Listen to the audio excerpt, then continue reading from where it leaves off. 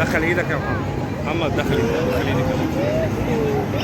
في الأول حابب أعرفكم إن في 18 فصيلة أو 18 نوع من أنواع البيجونز موجودين معانا على الكرة الأرضية.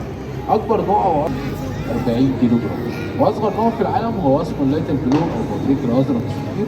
النوع ده طوله بيوصل ل 30 سم بس، وزنه حوالي 1 كيلو جرام.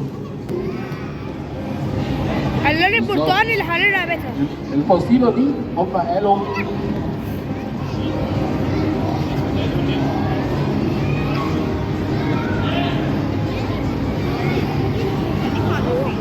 قالوا ان الفصيله دي العلامات الصفراء اللي موجوده على رأس البطريق هي شبه كراون بتاع البلوك، عشان كده سموها البطريق الملكي.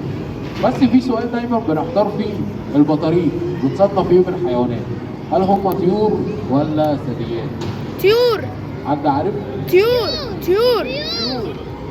طب يعني بيبيضوا ولا بيولدوا؟ بيبيضوا. متأكدين؟ متأكدين يعني ده. طب حد عارف ايه اللي بيغطي ظهر البطريق؟ الريش. برافو عليك. هو احنا بنقول على البينجونز اللي هم طيور علشان اللي بيغطي ظهرهم ده ريش، بس الريش بتاعه شكله غريب شويه، صح؟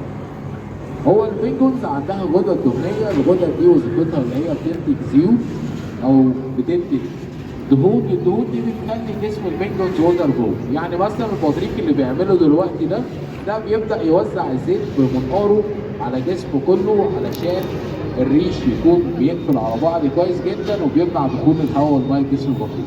تفتكروا درجه حراره جسم البطريق كام درجه؟ زينا؟ ممكن تكون زينا؟ لا اسخن مننا. هو درجه حراره جسم البطريق من 36 ل 48. علشان كده هم البينجونز عندها الغدد الدهنيه دي اللي بتساعدهم هم يمشوا في درجات حراره منخفضه. حد بقى عارف البطريق بياكل ايه؟ السمك. وايه تاني؟ جمبري. وايه تاني؟ جيليفيش. برافو عليك يا شاطرين.